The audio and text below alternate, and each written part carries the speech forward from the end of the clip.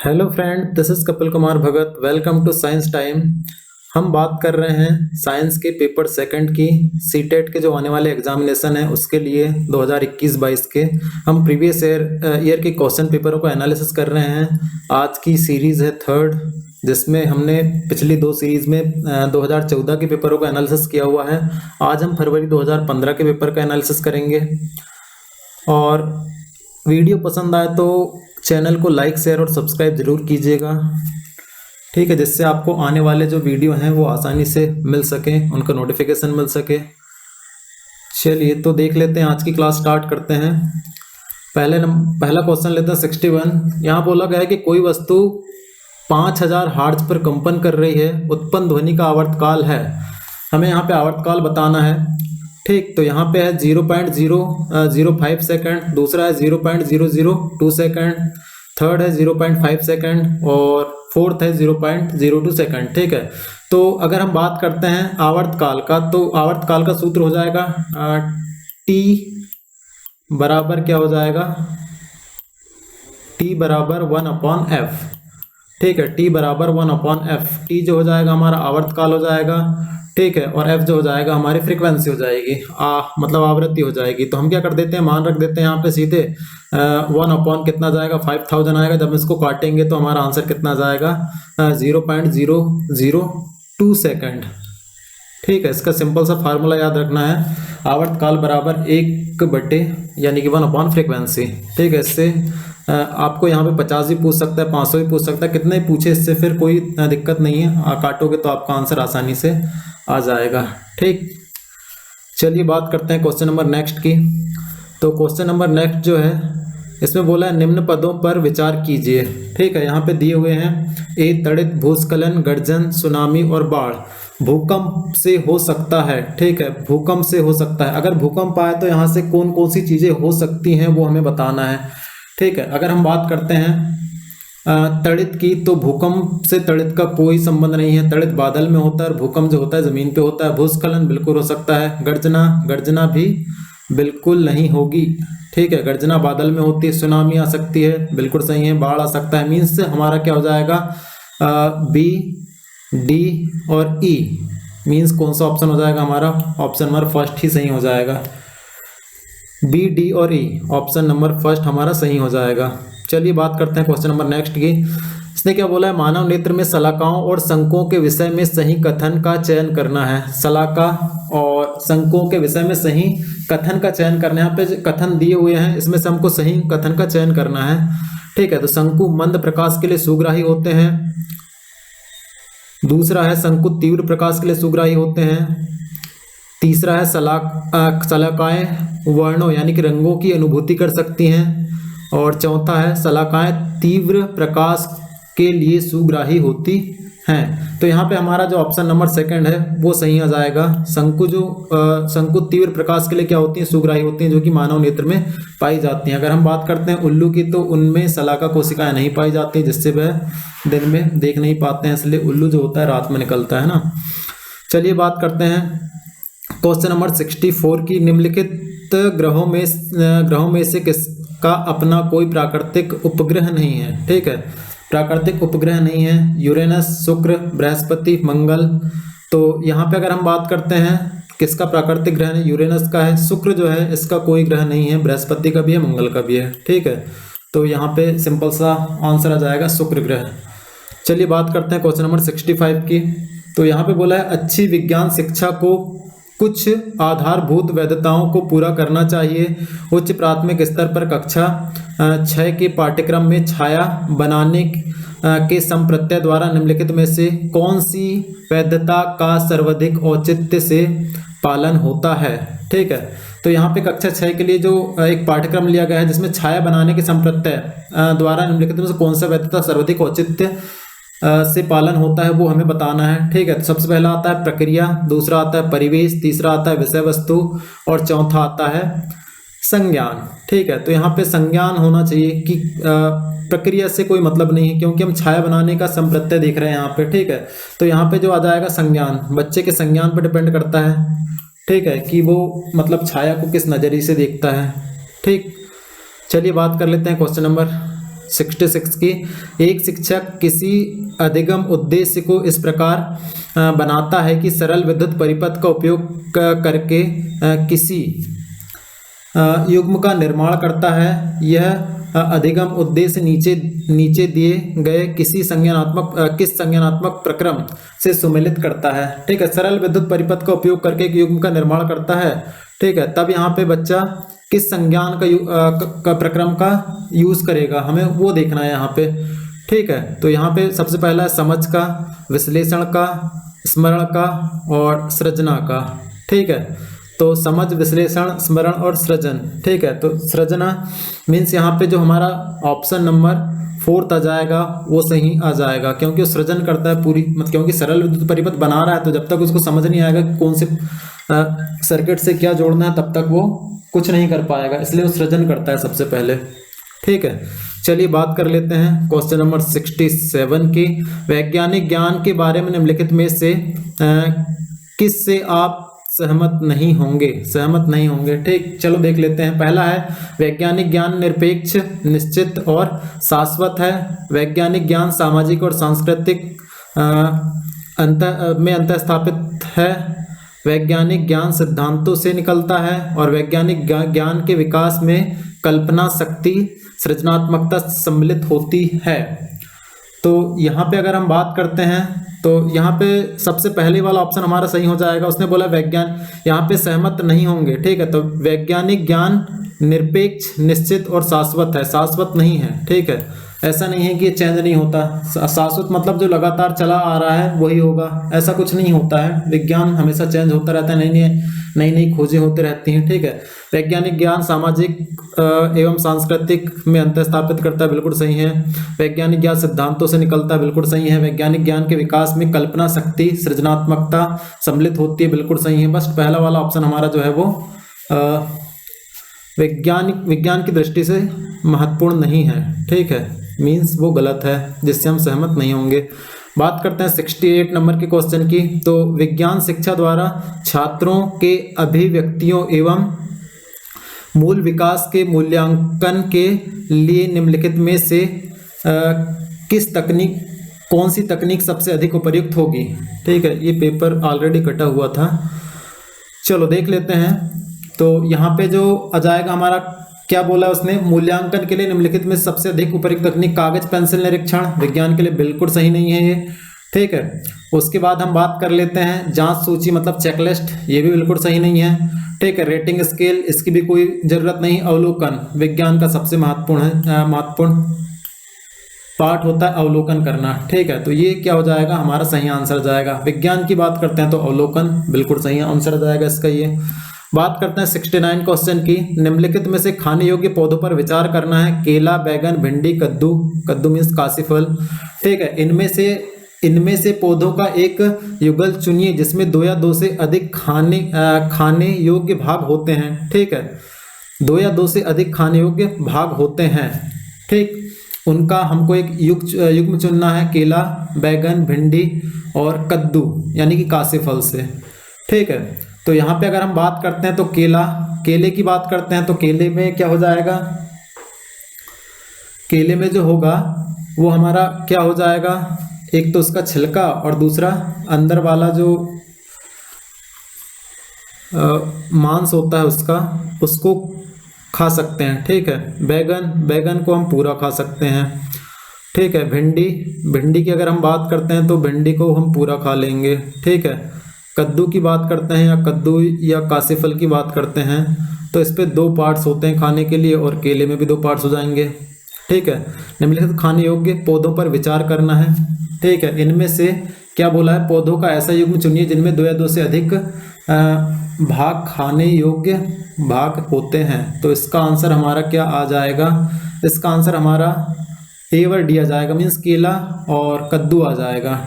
ठीक है, बाकी बैगन भिंडी की तो उसको तो पूरी खा जाते हैं, उस पर कुछ भाग नहीं होता है, केले में होते हैं और कद्दू में हो जाएंगे, काशीफल जिसको बोलते हैं। ठीक है, चलिए बात कर लेते हैं क्वेश्चन नंबर 70 की। तो निम्नलिखित में से मानव पाचन तंत्र के संयोजन का वह कौन सा समुच्चय है जो कोई पाचन कार्य नहीं करता है। ठीक है, जो पाचन कार्य नहीं करता है उसके बारे में हमें यहाँ पे क्या करना है, बताना है। तो सबसे पहले देखो, ग्रसिका, बृहदान्त और मलाशय। अच्छा, मुख गुहिका, मुख गुहिका, यहाँ मुख गुहिका से ही पाचन स्टार्ट हो जाता है, बृहदान्त, मलाशय। उसके बाद मुख गुहिका, ग्रसिका, मलाशय, मुख गुहिका, ग्रसिका, बृहदान्त। ठीक है, तो हमें यहाँ पे एक ऐसा समुच्चय चुनना है जो कि कोई पाचन कार्य नहीं करता है। तो इसका हमारा पहले ही आ जाएगा ग्रसिका, बृहदान्त और मलाशय, इसका सही आंसर आ जाएगा। ठीक है, ये पाचन कार्य नहीं करता है। ठीक है, बाकी यहाँ पे सारी चीज़ें पाचन कार्य करेंगी। बात कर लेते हैं क्वेश्चन नंबर 71 की। यहाँ पे दिया हुआ है कि दीर्घ रोम के बारे में निम्नलिखित कथनों का अध्ययन कीजिए। दीर्घ रोमों के बारे में निम्नलिखित कथनों का अध्ययन कीजिए। तो देखते हैं, दीर्घ रोम जो होते हैं इनकी अत्यधिक पतली भित्तियां होती हैं। बिल्कुल सही बात है। ये अंगुली के समान उभरी हुई संरचनाएं होती हैं, ये भी सही है। इनमें सूक्ष्म रुधिर वाहिकाओं का जाल फैला रहता है जो कि सतह के निकट होता है, ये भी बात सही है। इनमें महीन छिद्र होते हैं जिनमें भोजन सरलता से गुजर सकता है, ये बात गलत है। ठीक, ये पहले के तीनों सही लग रहे हैं। ठीक है, देख लेते हैं उस कथन को पहचानिए जो दीर्घ रोम को पाचित भागों से अवशोषित करने योग्य बनाने वाले लक्षण प्रदान करता है। तो बिल्कुल सही है, ABC तीनों सही आ जाएंगे। मीन्स हमारा ऑप्शन नंबर सेकंड क्या हो जाएगा, राइट हो जाएगा। ठीक, चलिए देख लेते हैं नेक्स्ट क्वेश्चन। क्वेश्चन नंबर 72 है। क्वेश्चन नंबर 72 क्या है, निम्नलिखित जंतुओं में से रोमंथी यानी कि रूमिनेंट जंतुओं का समुच्चय चुनना है। ठीक है, रूमिनेंट जंतुओं का हमें क्या करना है, समुच्चय चुनना है जो कि सेलुलोज का पाचन कर लेती हैं। ठीक है, जैसे यहाँ पे हम बात करते हैं भैंस, गाय, हिरण, भैंस, गाय, कुत्ता। ठीक, और गाय, हिरण, कुत्ता, बिल्ली, भैंस, हिरण। तो यहाँ से बिल्ली नहीं होगा, यहाँ से कुत्ता नहीं होगा, यहाँ से कुत्ता नहीं होगा। मीन्स हमारा ऑप्शन नंबर ए क्या हो जाएगा, फर्स्ट क्या हो जाएगा, सही हो जाएगा, भैंस, गाय और हिरण। चलिए बात करते हैं क्वेश्चन नंबर 73 की। कभी कभी शारीरिक कार्य करने के पश्चात हमारी पेशियों में क्रैम्प आते हैं, यानी कि मरोड़ यानी खिंचाव उत्पन्न हो जाता है, होने के क्या कारण है। ठीक है, बहुत अच्छा सा क्वेश्चन है। तो इस पे देखते हैं, अगर हम बात करते हैं ग्लूकोज का पायरुवेट में परिवर्तित ना होना, ये कारण नहीं हो सकता। दूसरा देखते हैं ग्लूकोज का लैक्टिक अम्ल में परिवर्तित ना होना, ये भी कारण नहीं हो सकता। पायरुवेट का लैक्टिक अम्ल में परिवर्तित होना, जब हमारे शरीर में लैक्टिक अम्ल बनता है तो हमें थकान या फिर मरोड़ टाइप का खिंचाव टाइप का पूरी बॉडी में महसूस होता है। ठीक है, तो इसका ऑप्शन मतलब थर्ड नंबर का ऑप्शन ही सही आ जाएगा, पायरुवेट अम्ल का लैक्टिक अम्ल में परिवर्तित हो जाना। ठीक है, पायरुवेट अम्ल का अल्कोहल में परिवर्तित नहीं होगा। चलो ठीक है, आगे देखते हैं क्वेश्चन नंबर 74। निम्नलिखित में से किसमें मानव उत्सर्जन तंत्र में मूत्र मार्ग का सही क्रम दर्शाया गया है। मूत्र मार्ग का सही क्रम किसमें दर्शाया गया है, ये हमें क्या करना है, बताना है। तो वृक्क, मूत्राशय, मूत्रवाहिनी और मूत्रमार्ग, ये नहीं होगा। ठीक, उसके बाद वृक्क, मूत्राशय, मूत्रमार्ग और मूत्रवाहिनी, ये भी नहीं होगा। ठीक है, वृक्क, मूत्रमार्ग, मूत्राशय, मूत्रवाहिनी, मूत्रवाहिनी लास्ट में क्यों आ रहा है, चलो देख लेते हैं। हाँ, ये वृक्क, मूत्रवाहिनी, मूत्राशय और मूत्रमार्ग, ये बिल्कुल सही क्रम है हमारा। ठीक है, मतलब जो भी अपशिष्ट पदार्थ होगा सबसे पहले किडनी में इकट्ठा हो जाएगा, किडनी से फिल्टर होगा, वहाँ से फिल्टर होने के बाद वो कहाँ जाएगा, मूत्रवाहिनी में जाएगा, मूत्रवाहिनियों के सहारे कहाँ जाएगा, मूत्राशय में जाएगा, और मूत्राशय के सहारे फिर क्या हो जाएगा, समय समय पर मूत्रमार्ग से बॉडी से बाहर निकाल दिया जाएगा। चलिए बात कर लेते हैं क्वेश्चन नंबर 75 की। तो कोई बस अपनी यात्रा की पहली 10 किलोमीटर की दूरी 40 की औसत चाल से तथा शेष 45 की दूरी 60 की औसत चाल से तय करती है, तो बस की संपूर्ण औसत चाल क्या हो जाएगी। तो यहाँ पे हम दूरी बटे चाल वाला फार्मूला लगा के क्या करते हैं, इसका आंसर निकाल लेंगे। ठीक है, तो इसका आंसर मैं बता दे रहा हूँ, यहाँ पे सॉल्व करके नहीं बता रहा हूँ फिलहाल तो। ठीक है, इसका आंसर निकल जाएगा 55 किलोमीटर्स पर आवर।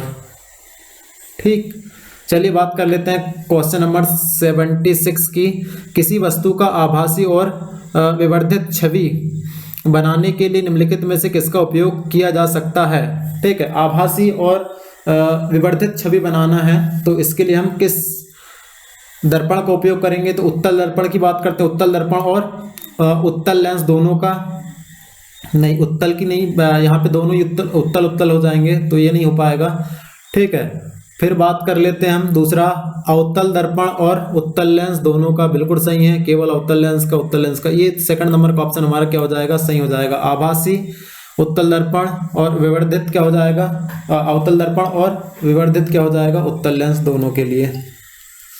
ठीक, चलिए बात करते हैं क्वेश्चन नंबर 76 की। बहुत अच्छा क्वेश्चन है। पोलियो का कारण क्या है। ठीक है, पोलियो किस कारण से होता है, प्रोटोजोआ। ठीक है, पोलियो को जो प्रोटोजोआ, विषाणु, बैक्टीरिया या फफूंद, है ना। तो हमें पता है कि पोलियो क्या है, वायरस है, विषाणु है, जिसके कारण क्या होता है, रोग होता है। ठीक, चलिए बात कर लेते हैं 78 नंबर के क्वेश्चन की। कक्षा 8 में किसी विद्यार्थी का यह कथन है कि हम पृथ्वी में रहते हैं और यह गोल है और यही कारण है कि कोलंबस का जहाज अपने आरंभिक बिंदु पर लौट आया। कक्षा 8 के विज्ञान शिक्षक के लिए इस पर प्रतिक्रिया के लिए सर्वोत्तम सलाह क्या होगी। ठीक है, हमें सलाह देना है कि पृथ्वी गोल है ना, यह पृथ्वी गोल है और यही कारण है कि कोलंबस का जहाज अपने प्रारंभिक बिंदु पर लौट आया, है ना। तो यहाँ पे हम बात कर लेते हैं पहला क्या है, अंतरिक्ष से लिए गए चित्रों को प्रस्तुत करके बच्चों की संकल्पनाओं को चुनौती दीजिए और उसे यह समझने में सहायता कीजिए कि पृथ्वी की त्रिज्या कितनी अधिक बड़ी है। ये बिल्कुल सही ऑप्शन है इसका। इससे ही हमें पता चल जाएगा कि पृथ्वी गोल है और बच्चों को हमें क्या समझाना है और उनकी कल्पनाओं को चुनौती देना है कि बच्चा क्या कर सकता है या कैसे समझ सकता है। ठीक है, अगर हम बात करते हैं दूसरे की तो उसने क्या बोला है, उसे यह स्पष्ट कीजिए कि यद्यपि पृथ्वी गेंद की भांति गोल है परंतु यह तस्तर यानी कि प्लेट की भांति वृत्ताकार प्रतीत होती है। ये नहीं बता सकते हम। इस कथन को स्वीकार कर लिया जाए क्योंकि यह बच्चे की संकल्पना को इंगित करता है जिससे आदर दिया जाना चाहिए। ये भी नहीं कर सकते। ठीक है, इस कथन का निराकरण करिए और बच्चे से कहिए कि पृथ्वी ग्लोब की भांति है और हम गोल पृथ्वी की सतह पर रहते हैं। ठीक, तो सबसे पहला ऑप्शन जो हो जाएगा हमारा सही हो जाएगा। मे बी 4 हो सकता है लेकिन जो फर्स्ट वाला है वो बहुत सही है। चलिए बात करते हैं 79 की। यहाँ पे बोला है निम्नलिखित में से कौन सा उच्च प्राथमिक स्तर पर विज्ञान शिक्षण का वांछित उद्देश्य नहीं है। ठीक है, नहीं है। जहाँ पे भी नहीं है आता है तो बहुत अच्छे से देखना है क्योंकि काफ़ी सारे ऑप्शन जो होते हैं सिमिलर होते हैं। तो देखते हैं पहला नंबर का जो ऑप्शन है वो क्या है, विज्ञान के तथ्यों और सिद्धांतों एवं इनके अनुप्रयोगों को जानना। दूसरा, ये बिल्कुल सही है। दूसरा आता है विज्ञान की प्रक्रियाओं और विषय वस्तुओं को याद करके उपलब्ध ज्ञान प्राप्त करना।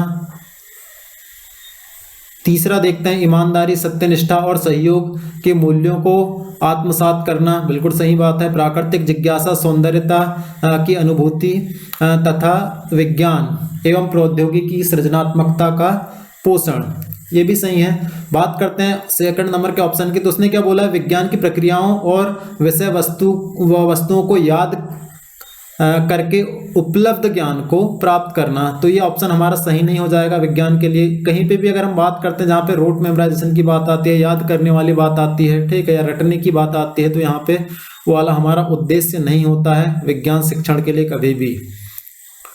ठीक है, चलिए बात कर लेते हैं क्वेश्चन नंबर 80 की। तो क्वेश्चन नंबर 80 क्या कह रहा है, निम्नलिखित प्रश्नों में से कौन सा मुक्त अंत वाला प्रश्न है। मुक्त अंत वाला प्रश्न कौन सा है ये हमें बताना है। ठीक, तो यहाँ पे देख लेते हैं। पहला क्या बोल रहा है, व्याख्या कीजिए कि हम सदैव चंद्रमा पर एक ही पक्ष यानी कि पार्श्व को क्यों देखते हैं। मतलब हम एक ही उसका पक्ष क्यों देख पाते हैं।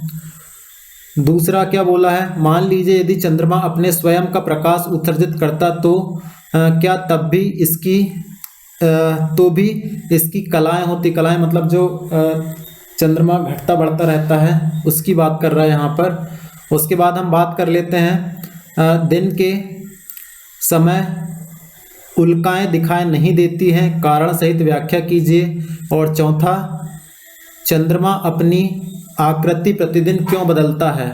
ठीक, तो यहाँ पे सिर्फ मुक्त अंत वाला एक ही प्रश्न है, और वो कौन सा प्रश्न हो जाएगा, हमारा सेकंड प्रश्न। ठीक है, उसने क्या बोला है, मान लीजिए यदि चंद्रमा अपना स्वयं का प्रकाश उत्सर्जित करता तो क्या तब भी इसकी कलाएं होती। ठीक, बाकी सारे जो प्रश्न हैं, देखो यहाँ पे व्याख्या कीजिए कि हम सदैव चंद्रमा का एक ही पक्ष या पार्श्व क्यों देखते हैं। दिन के समय उल्काएं दिखाई नहीं देती, कारण सहित व्याख्या करना है यहाँ पे भी। ठीक है, चंद्रमा अपनी आकृति प्रतिदिन क्यों बदलता है, तो यहाँ पे बताना है। लेकिन ये अगर हम मुक्त अंत वाले प्रश्न की बात करते हैं तो यहाँ पे प्रश्न नंबर सेकंड क्या हो जाएगा, मुक्त अंत वाला हो जाएगा।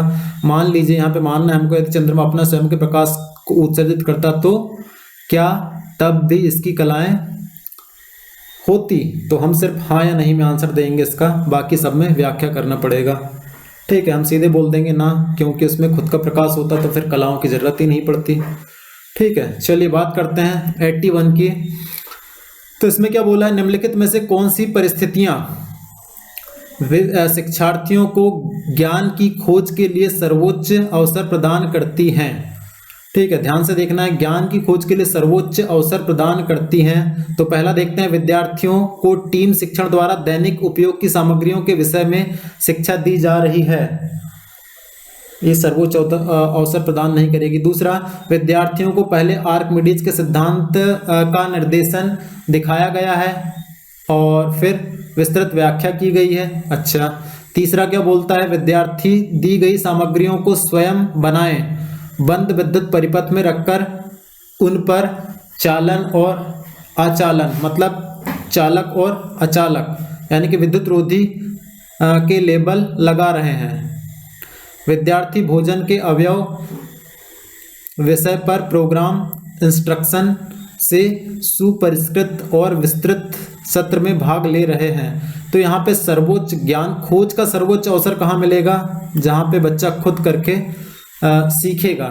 मीन्स ऑप्शन नंबर हमारा क्या हो जाएगा, इसका थर्ड हो जाएगा। विद्यार्थी दी गई सामग्रियों को स्वयं बनाए, ठीक है, वो स्वयं बना रहा है।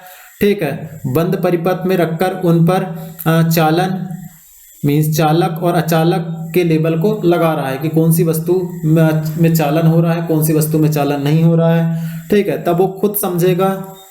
बाकी सारी चीज़ें यहाँ पे सर्वोच्च ज्ञान की खोज के लिए नहीं होंगी। ठीक है, यहाँ पे थर्ड ऑप्शन हमारा बहुत सही हो जाएगा। चलिए बात कर लेते हैं 82 नंबर के क्वेश्चन की। मैं अपना एक कान स्टील की रेल की पटरी पर रखता हूँ। ठीक, अब यहाँ पे निष्कर्ष दिए हुए हैं, देखते हैं पहला क्या है। पहला जो बोल रहा है कि मैं आने वाले ट्रेन की ध्वनि वायु की तुलना में रेल की पटरी द्वारा शीघ्र सुन लेता हूँ, बिल्कुल सही बात है। दूसरा, वायु की तुलना में ध्वनि स्टील में अधिक चाल से गमन करती है, में भी सही बात है। देखते हैं, गैसों की तुलना में ध्वनि ठोसों में अधिक चाल से गमन करती हैं। देखते हैं नीचे क्या पूछा है पहले। उपर्युक्त तीनों कथनों में से यह पहचानिए कि इनमें से कौन से प्रेक्षण हैं और कौन से निष्कर्ष हैं। अच्छा, प्रेक्षण है और कौन से निष्कर्ष हैं ये बताना है एक्चुअल में हमें। तो यहाँ पे पहला वाला तो प्रेक्षण हो जाएगा। ठीक है, कि मैं आने वाले ट्रेन की ध्वनि वायु की तुलना में रेल की पटरी द्वारा शीघ्र सुन लेता हूँ। ठीक है, और इनका निष्कर्ष क्या हो जाएगा, बी और सी हो जाएगा। ठीक है, मतलब वायु की तुलना में ध्वनि स्टील में अधिक चाल से गमन करती है और गैसों की तुलना में ध्वनि ठोसों में अधिक चाल से गमन करती है। ठीक है, मीन्स यहाँ पे हमारा ए नंबर फोर्थ नंबर का ऑप्शन जो है वो क्या हो जाएगा, सही हो जाएगा। मीन्स क्या हो जाएगा, ए प्रेक्षण है जबकि बी और सी क्या है, उसके निष्कर्ष हैं। चलिए बात कर लेते हैं क्वेश्चन नंबर 83 की। तो 83 क्या बोलता है, किसी आनत यानी कि तिरछे समतल पर एक गेंद द्वारा लुढ़काए हुए तय की गई दूरी और उस आनत यानी कि तिरछे समतल कोण के बीच के संबंध को एक ग्राफ बनाकर दिखाया गया है। यह निम्नलिखित में से किसका उदाहरण है? ठीक, तो यहाँ पे समतल की बात कर रहे हैं। समतल पर एक गेंद द्वारा लुढ़काए हुए तय की गई दूरी और उसके आनत समतल कोण के बीच के संबंध को एक ग्राफ बनाकर हमको क्या है बताना है। ठीक है, तो यहाँ पे एक किसका उदाहरण है हमें बताना है। तो पहला आ जाएगा इसका परिकल्पना का उदाहरण है, अनुमान का उदाहरण है, निर्वचन या व्याख्या करने का उदाहरण है और संप्रेषण का उदाहरण है। तो सिंपल संप्रेषण का तो हो नहीं सकता, ठीक है, परिकल्पना का भी नहीं हो सकता है।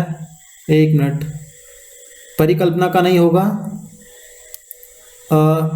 अनुमान लगाना भी नहीं होगा, निर्वासन नहीं होगा, संप्रेषित करना ही होगा। संप्रेषित करना ही इसका क्या हो जाएगा? सही आंसर हो जाएगा। सॉरी, संप्रेषित करना इसका सही आंसर हो जाएगा। निर्वचन यानी कि व्याख्या करना नहीं होगा, क्योंकि हम व्याख्या नहीं कर रहे हैं यहाँ पे। चलो बात कर लेते हैं क्वेश्चन नंबर 84 की। प्लास्टिक के सामान्य विशिष्ट गुण हैं, ठीक है, टिकाऊ, विद्युत के सुचालक या और अनअभिक्रियाशील। दूसरा क्या बोल रहा है? ऊष्मा के सुचालक।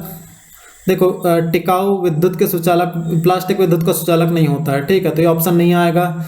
ऊष्मा का सुचालक, तो ऊष्मा का सुचालक भी नहीं होता, ये भी नहीं आएगा। वजन में हल्के होते हैं, ठीक है, विद्युत के सुचालक, ये बिल्कुल नहीं आएगा। अच्छा, तीसरे की बात कर लेते हैं, टिकाऊ, वजन में हल्के और अनअभिक्रियाशील, ये बिल्कुल सही बात है। और चौथा भी देख लेते हैं, टिकाऊ, ऊष्मा का सुचालक, यहाँ पे भी आ गया। मीन्स हमारा थर्ड ऑप्शन ही क्या हो जाएगा? बिल्कुल राइट हो जाएगा। ठीक है, चलिए बात कर लेते हैं क्वेश्चन नंबर 85 की। तो यहाँ पे बोला है जैव विविधता के संदर्भ में निम्नलिखित कथनों पर विचार कीजिए। ठीक है, तो सबसे पहला ऑप्शन जो है हमारा क्या बोल रहा है? यह किसी क्षेत्र में पाई जाने वाली किसी विशेष स्पीसीज के व्यक्तियों की कुल संख्या का उल्लेख करती है। जैव विविधता की बात कर रहे हैं हम, बायोडाइवर्सिटी। ठीक है, दूसरा क्या हो जाएगा? दूसरा हो जाएगा हमारा, यह किसी दिए गए क्षेत्र में केवल पादप जात और प्राणी जात की किसी विशेष स्पीसीज का उल्लेख करती है। सी हो जाएगा, यह किसी दिए गए क्षेत्र के पादप जात और प्राणी जात की भिन्नता यानी कि विविधता स्पीसीज का उल्लेख करती है। और डी हो जाएगा, यह जानवरों के लिए कृत्रिम रूप से बनाया गया एक संरक्षित क्षेत्र होता है। ठीक, तो इसका ऑप्शन जो हो जाएगा पहला वाला नहीं होगा, दूसरा भी नहीं होगा। अगर हम बात करते हैं तो तीसरा वाला जो है उसका इसका क्या हो जाएगा? सही आंसर हो जाएगा। यह किसी दिए गए क्षेत्र में पादप जात और प्राणी जात दोनों की विभिन्न यानी कि विविध स्पीसीज का उल्लेख करती है। ठीक है, सी सही हो जाएगा। मीन्स क्या हो जाएगा हमारा? ऑप्शन नंबर 4 केवल सही हो जाएगा, बाकी सारे ऑप्शन क्या हो जाएंगे? गलत हो जाएंगे। ठीक है, जैव विविधता प्राणी मतलब पादप जगत और प्राणी जगत दोनों की विविधता यानी कि स्पीसीज का उल्लेख करती है। चलिए बात करते हैं क्वेश्चन नंबर 86 की। तो कोशिकाओं के संबंध में निम्नलिखित पदों पर विचार करना है। क्रोमोसोम, जीन, न्यूक्लियोसोम यानी कि केंद्रिका और राइबोसोम। हमें बताना है यहाँ पे कि इनमें से किसी कोशिका में केंद्रक के भाग हैं। ठीक है, केंद्रक के भाग कौन कौन से हैं हमको यहाँ पे क्या बताना है कि कोशिका के भाग कौन कौन से हैं। तो क्रोमोसोम बिल्कुल हो जाएगा। ठीक है, जीन की बात करते हैं तो जीन भी हो जाएगा। ठीक है, और न्यूक्लियोसोम मीन्स केंद्रिका हो जाएगा। केंद्रक के अंदर केंद्रिका पाई जाती है ना। क्रोमोसोम, जीन सब वहीं पाए जाते हैं केंद्रक के अंदर। बाकी राइबोसोम जो होता है कोशिका के अंदर पाया जाता है। मीन्स हमारा ABC यानी कि दूसरे नंबर का ऑप्शन जो है वो क्या हो जाएगा? बिल्कुल सही हो जाएगा। चलिए बात करते हैं 87 क्वेश्चन की। मानवों में जनन की अवधि की घटनाओं का सही क्रम लिखना है। मानवों में जनन की अवधि की घटनाओं का सही क्रम हमें क्या करना है? बताना है। तो सिंपल सी बात है, यहाँ पे देखो युग्मनज, युग्मक का बनना, निषेचन और भ्रूण। अच्छा, दूसरा आता है युग्मक का बनना, युग्मनज, निषेचन, भ्रूण। फिर आता है युग्मक का बनना, निषेचन, भ्रूण और युग्मनज। युग्मक का बनना, निषेचन, युग्मनज और भ्रूण। ठीक, तो इसका हमको सही क्रम बताना है। तो सही क्रम क्या हो जाएगा? युग्मनज का बनना, फिर निषेचन होगा, फिर युग्मनज। ठीक है, और फिर क्या हो जाएगा? भ्रूण का निर्माण हो जाएगा।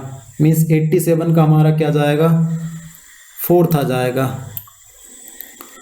चलिए बात कर लेते हैं 88 क्वेश्चन की। जिस तालाब के जल में टेडपोल वृद्धि कर रहे होते हैं उसमें निम्नलिखित में से किस तत्व की पर्याप्त मात्रा उपलब्ध होनी चाहिए। लास्ट ईयर भी पूछा था, मतलब 2014 में भी क्वेश्चन पूछा था और 15 में भी आया हुआ है, 15 के पेपर में। ठीक है, तो इसका ऑप्शन आ जाएगा ऑक्सीजन, नाइट्रोजन, क्लोरीन या आयोडीन। ठीक, तो इसका आंसर जो आ जाएगा वो आ जाएगा आयोडीन। आयोडीन और कैल्शियम की ज़्यादा ज़रूरत पड़ती है टेडपोल को बढ़ने के लिए। ठीक है, इसलिए तालाब के पानी में या जो समुद्र के पानी में आयोडीन पाया जाता है घास वाली जगह पे, वहाँ टेडपोल आसानी से वृद्धि करते हैं। चलिए बात करते हैं क्वेश्चन नंबर 89 की। कोई 6 किलोग्राम द्रव्यमान का पिंड किसी घर्षण रहित क्षैतिज पृष्ठ पर 3 मिनट पर सेकंड की एक समान चाल से फिसल रहा है। इस पिंड को इसी चाल से इसी सरल रेखा के अनुदिश गति कराने के लिए आवश्यक बल है। ठीक है, तो इसको हम क्या कर लेते हैं, फार्मूला लगा देंगे गति वाला और निकाल के और इसकी यूनिट में कन्वर्ट करेंगे न्यूटन में। ठीक है, तो इसका आंसर, अभी टाइम थोड़ा सा इस पर शॉर्ट है इसलिए हम इसको सॉल्व नहीं करेंगे। डिटेल्ड क्लास में हम इसकी पूरी स्टडी करेंगे क्वेश्चन लेके यहाँ से। ठीक है, चलिए तो इसका आंसर जो हो जाएगा वो क्या हो जाएगा, इसका आंसर हो जाएगा 0 न्यूटन। ठीक है, यहाँ पे कोई बल नहीं लगेगा। चलो बात कर लेते हैं टर्टरिक अम्ल पाया जाता है, बहुत अच्छा क्वेश्चन है, नींबुओं में, आंवला में, कच्चे आमों में या अंगूरों में। ठीक है, तो यहाँ पे बताना है कि टर्टरिक अम्ल मीन्स जो खट्टा होता है वह अम्ल किस में पाया जाता है। तो कच्चे आमों में पाया जाएगा और दूसरा अंगूरों में पाया जाएगा। ठीक, कच्चे आम में, अंगूर में, मीन्स सी और डी, यानी कि ऑप्शन नंबर सेकंड हमारा क्या हो जाएगा, इसका सही आंसर हो जाएगा। चलिए, तो ये हमारे 30 क्वेश्चन थे जिनको हमने सॉल्व कर लिया है। ठीक, तो समझ में आ गया होगा कि क्वेश्चन कैसे पूछे जाते हैं, किस किस टॉपिक से पूछे जाते हैं, कितने डेरिवेशन आते हैं, कितने सवाल आते हैं, ये सारी चीज़ें है ना। चलिए, वीडियो पसंद आया हो तो लाइक, शेयर और सब्सक्राइब जरूर कीजिएगा। इसके बाद हम मिलेंगे नेक्स्ट वीडियो में। इसमें हम 2015 का ही सेकंड मतलब पेपर लेंगे जो कि दिसंबर में होता है। ठीक है, फरवरी वाला था, दिसंबर में जो होता है उस पेपर को लेंगे। चलिए, थैंक यू फॉर वॉचिंग, मिलते हैं नेक्स्ट वीडियो में। Okay, bye.